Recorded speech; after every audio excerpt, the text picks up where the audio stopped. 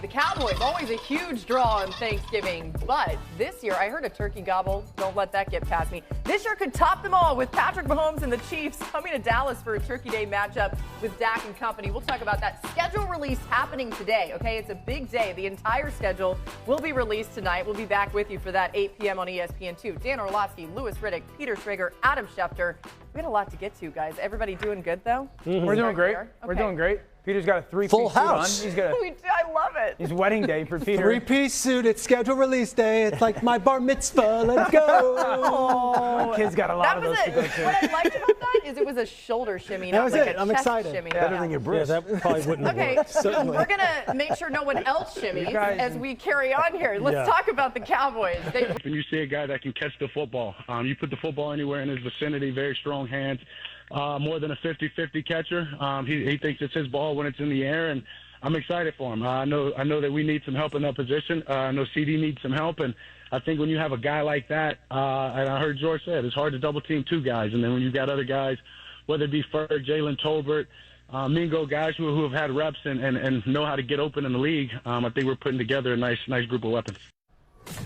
Dan, you just heard Dak addressing the idea of trying to double team both Pickens and Lamb. Just how hard will that duo make it on defenses? Yeah, I think very, and that's why the addition of Pickens matters so much. Very rarely can you just line up defensively when I, as an offense, have really good player on one side, really good player on the other side. Lewis, you know this, and allocate 4 people to them. Because one of those guys is going to get singled up more than not. If not, then we get to run the football. And the reason why I like Ted McMillan in the draft to Dallas, and the reason why I like Pickens with the addition is CD is such a fluid, yards after the catch, win his routes, kind of get open one-on-one type of player. And then you have that big body, vertical frame opposite him.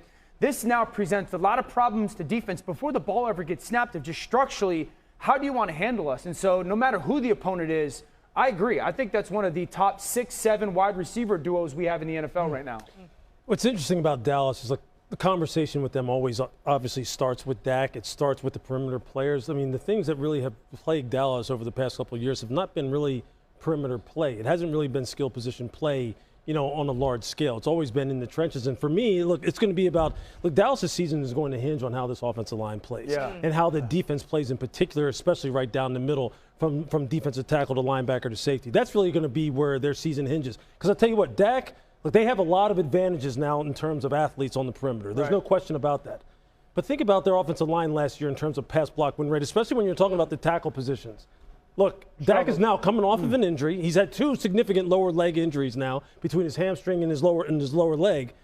Look, I think pass protection is going to be key. Run game is going to be key with this team before we even get to throwing the football. Sure. What version of Pickens are we getting? Because on the way out, it just always happens. You hear the stories. He was late for practices. He was late to games. And you start getting all that stuff out of the old play. If you're not motivated in a contract year in Big D when they're telling you, and Stephen Jones is publicly saying, like, we want you, then it might not ever happen. So for me, it's the maturity of the player. CeeDee Lamb had 73 more targets than any other Cowboys receiver last year. That is the biggest gap between anyone else in the league. There are going to be balls for George Pickens. To me, it's what version of George Pickens are you getting? To me, I think you're going to get a motivated, and you're going to get a very good George Pickens from the start. And there is so much on the line for George Pickens this year. But, Lou, you touched on the run game. I know we're talking about George Pickens here, but there are 3 new running backs in Dallas. Javonte Williams, Miles Sanders, Jayden Blue. And I think they really like Jayden Blue. I think Jayden Blue's going to end up being the starting tailback. I think they really like Jayden Blue in the backfield there. So I know we're devoting a lot of time to George Pickens, but I think that we're missing these 3 new running backs that play a huge new role for this Dallas Cowboys team when you're playing the Chiefs on Thanksgiving Day, when you're playing the Washington Commanders on Christmas Day, when you've got all these holiday games. I think it's a big deal, the run game. And don't forget Phil Maffa also, who they drafted in the 7th out of Clemson, who is a bruiser now. Right. But again, I mean, these backs, and I don't mean to cut you off, it's just going to start up front, though. Sure. Right. Those backs, look, Jayden Blue, look, think about how they used him at Texas, right? He was a perimeter runner, a wide zone runner, a guy who liked to get the ball in space. He's not going to be banging it up in there on the inside, right? And he's not, because one, we don't know if there's going to be a lot of space in there anyway, because we don't know how good this offensive line is going to look. And Jayden doesn't want to run in there. I'm telling you, Dallas looks pretty on the perimeter. They got speed and playmakers galore. But Tell me how their offense and defensive line are going to play. Well, they this think year. Tyler Booker is a Pro Bowl guard that they drafted. Yeah, Let's remember, see. Yeah, that's a good one.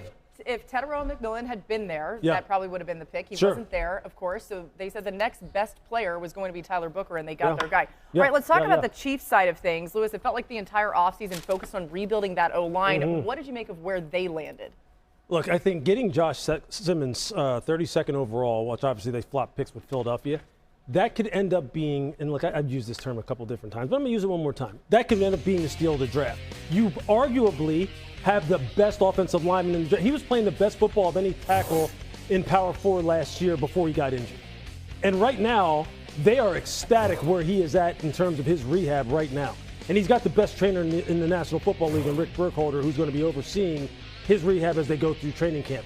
If you, along with him and Jalen Moore, if they can go ahead and solidify the left side of this offensive line with some of the other additions that they have, keep in mind, remember this, keep an eye on this kid, Brashard Smith from SMU, who they drafted in the 7th. He is an Alvin Kamara clone with like 4.3 speed. They have got a lot of things going on right now in Kansas City.